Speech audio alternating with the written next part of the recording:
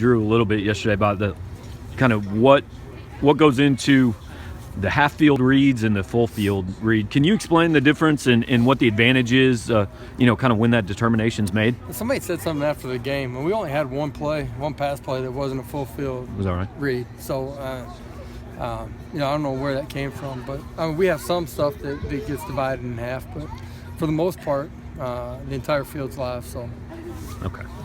Were you guys using that more early in the season? Because there were sometimes we'd see the receivers not. Yeah, early in the year we were in more gap protection. You know what I mean? So as soon as the safety's off the hash, you know what I mean, then you're limited to one side of the football field. You know what I mean? Because you only got a 3-man route. How much of what you want Drew to do is done pre-snap? I mean, how important is that when he gets the snap? He has some idea. Well, he's got a ton of decisions to make pre-snap. There's pre-snap decisions in the pass game and then also in the run game.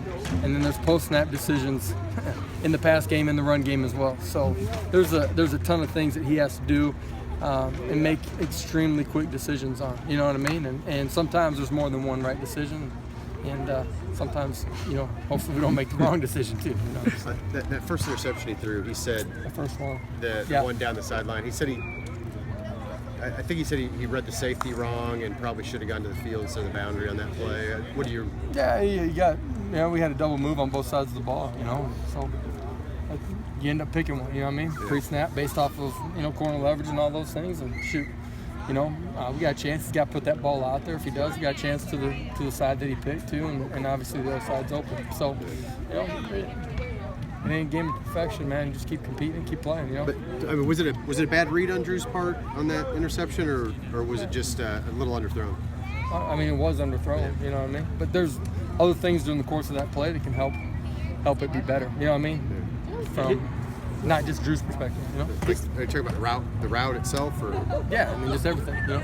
His skill of reading coverages, how far has he come from that? It's come a long way. He's come a long ways, but he's still got a ways to go too. And he's a lot better right now than he was at the beginning of the year, and still going to continue to get better every week. All those guys are. Once the running game got going, obviously you came out throwing a lot, but once it got going, were you happy with production last weekend? We came out throwing, but a lot of it was off the run game too. Mm-hmm. And then they got me on they had a blitz called into a protection scheme that it wasn't good. So we got behind the chains on one too. So, but I think the thing that was good is our kids really kept competing. You know what I mean? They embraced the energy inside of the stadium, kind of used it, took advantage of it. And played hard. There's a bunch of plays in that game that have an opportunity to kind of flip the game. And that's at the end of the day, that's kind of where we're at. We're not making those critical plays, and they're at every position. Running back cut, wide receiver decision. An option route or whatever it might be. Quarterback making the right read. It's all those things coming together. Even when Vandy was struggling, the defensive numbers have been pretty good. What have you seen out of them? Yeah, they do a great job. Coach Mason's done a great job defensively for a long time. They're smart. They make you drive the field. They don't give up a ton of big plays. They're extremely physical in their interior, but out on the perimeter as well.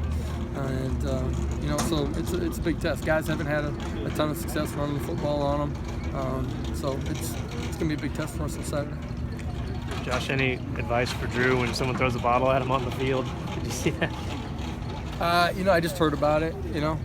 I'm sure he wasn't the only guy that had a bottle thrown at him. So. I think he's the only one that drank the bottle.